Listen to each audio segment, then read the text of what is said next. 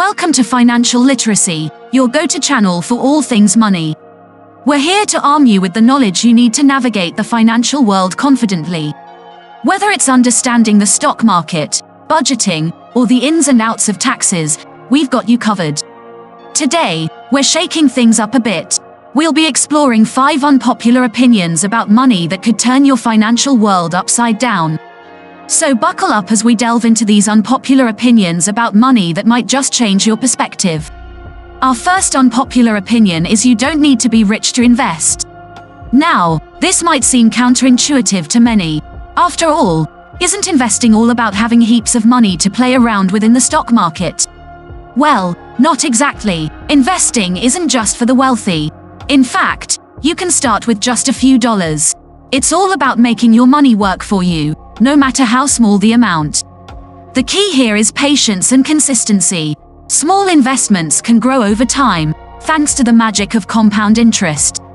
Think of it as planting a seed. You don't need a whole forest to start with. Just a single seed can grow into a towering tree, given enough time and care. The same goes for investing. The most important thing is to start as early as possible, even if it's just a small amount. So whether you have $1 or $1,000, it's never too early or too late to start investing. The second unpopular opinion we have is money can buy happiness. Now, before you raise your eyebrows, let's delve a little deeper. We've all heard the saying money can't buy happiness. But let's challenge that for a moment.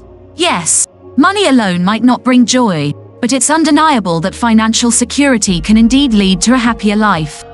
Imagine not having to worry about your basic needs: food, shelter, healthcare. Money provides that. It gives you the freedom to do what you love, to explore your passions without the constant worry of bills. It allows you to create memorable experiences, be it traveling the world or enjoying a fine dining experience. Moreover, money can bring happiness when used to help others to bring about positive change in society. It's about the freedom and peace of mind that financial stability brings. So, contrary to popular belief, money can, in fact, buy happiness or at least peace of mind. Unpopular opinion number 3 is debt isn't always bad. Quite a shocking statement, isn't it? But let's delve deeper. The word debt often carries a negative connotation, conjuring images of financial distress and hardship. But contrary to popular belief, not all debt is harmful. In fact, when used responsibly, it can serve as a powerful lever to build wealth. Consider a mortgage, for instance. It's a form of debt, yes, but it allows you to purchase a home, an asset that can appreciate over time. Or take student loans, another form of debt that can lead to higher earning potential through education and skills development. These examples illustrate how debt, when used strategically and managed responsibly, can act as a stepping stone towards financial growth and stability. It's about leveraging debt to make prudent investments that yield long-term benefits. Remember, it's not about avoiding debt completely, but about understanding and managing it effectively. Now that we've explored these unpopular opinions, it's time to wrap up. We started off by debunking the myth that riches are a prerequisite to investment. In truth, you don't have to be a millionaire to start investing. It's all about making smart decisions, not just with big amounts, but also with small ones. Even a few dollars wisely invested can grow over time, proving that investment isn't exclusive to the wealthy. Next, we challenge the age-old adage that money can't buy happiness.